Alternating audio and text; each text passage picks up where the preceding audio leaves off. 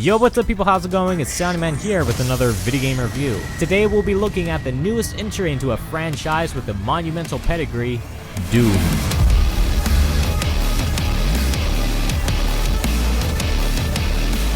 It's been 12 long years since the last installment in the Doom series, one which I've played for the majority of my life. I remember once upon a time sitting down the family's old Pentium 2 machine and firing up Doom 2 to shoot some demons. Doom 3 came out in 2004, and playing it soon after its release is something that I remember distinctly. A friend at school even told me a secret you can do in the bathroom. Right after the demons invade, just go and shine your flashlight into the mirror and...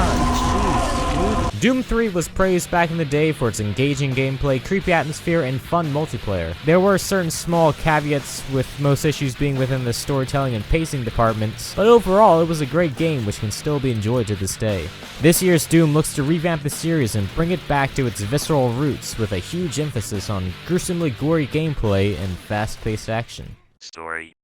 Doom doesn't focus too much on story within this iteration. You wake up naked and alone, strapped to a bench, and are tasked to stop an incursion from hell within the Mars facility. The nameless, faceless space marine that you play as has a bit of emotion during those few moments you trigger cutscenes, but most of the times it just feels a bit cliche and forced, since you don't have any background on them. Doom makes it clear that it doesn't care for story, however. It's simply a device to drag the player from one area to another. I feel like the Doom story could be explored deeper and refined better than what we've gotten from a movie and 4 video games. However, this Doom didn't try to create a rich and deep world. It's obvious that the developers know that they've tried that a few times already and it didn't work out so well. This time around, they just wanted to create a game. A game that you play because it's fun and not for a story. This Doom wants to be about fast-paced action, and having to use cutscenes or slow down the action to develop story elements would detract away from the feeling that they were trying to create. I would be lying if I said I wasn't a little disappointed. The story is very basic, but I can't really think of a way the story would have improved the game anyway. Gameplay. Doom's gameplay was obviously the main focus for the developers. It's a fast-paced slaughter fest from beginning to end, with the main flavor being demons. You have a few different weapons to use in your adventures. Varieties of shotguns, machine guns, explosives, the always fun chainsaw, and the BFG show up this time around.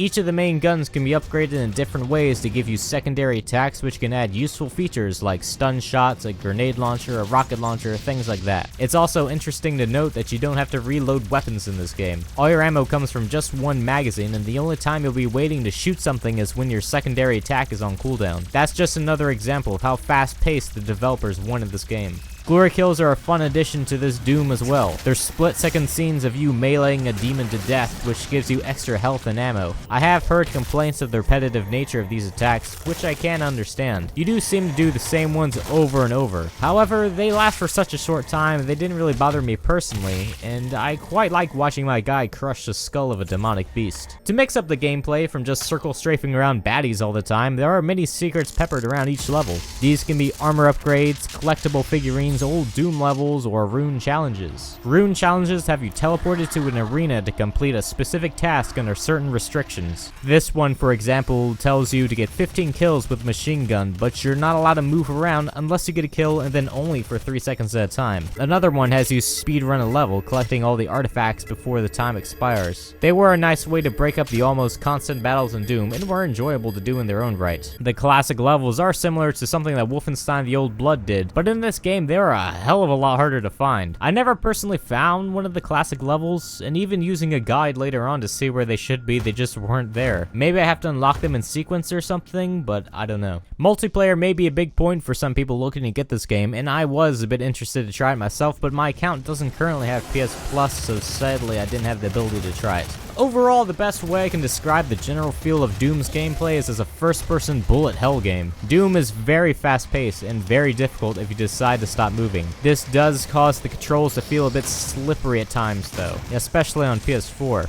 I've personally played a lot of first-person shooters on consoles, ranging from Call of Duty and Halo to things like Bulletstorm and Borderlands. Doom is a lot more difficult to control on a console compared to those games, and you do feel a bit restricted with the controller. This is a game I would say you should probably purchase for computers simply because it'd be a lot easier to play. However, I may just be rusty with the controller and you won't have any problems with it, but it is something to note.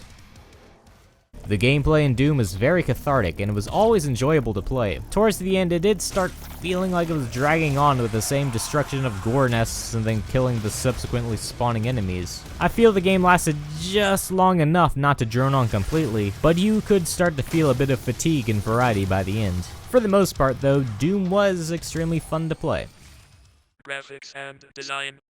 Doom definitely has the look of a Doom game. Everything is usually moist, gooey, red, and dark. Blood is everywhere in this game, and gibs are lovingly thrown about like a bridesmaid tossing rice. The graphics as presented on PS4 look really great, and the design of the levels fit nicely into the Doom atmosphere as well. Enemies can get lost in the dark color palette, however, which is annoying at times, and the levels are difficult to maneuver around since many areas look so similar. I found myself countless times wandering around in circles trying to find the path to the next objective to no avail.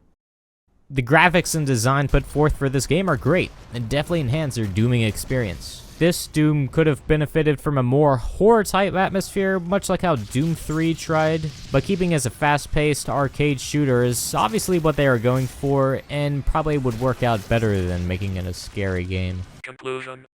Doom was released in a time when many games are focused on becoming more cinematic, movie-like experiences. It seems as though every AAA title released nowadays wants to have some emotional or world-ending storyline weaved into its gameplay. Doom 3 fell into a trap that Half-Life created in the early 2000s, having you mill about the facility before everything turns horrible. That game suffered a bit in pacing from that, but this Doom goes in the complete opposite direction, launching you into a fast-paced, violent game from start to finish, with little focus on story. With many big-name games focusing so much on pre-made set pieces, this game feels like some fresh air which many gamers may badly want. Its main objective is to let the player have fun shooting some demons, and it definitely succeeded in that. There are only a few issues, ranging from the ease of getting lost within levels and the lack of late-game variety, but when playing the game, they feel like very minor problems and can easily be ignored once you get caught up in the experience. I would also say that consoles may not be the best platform for this game.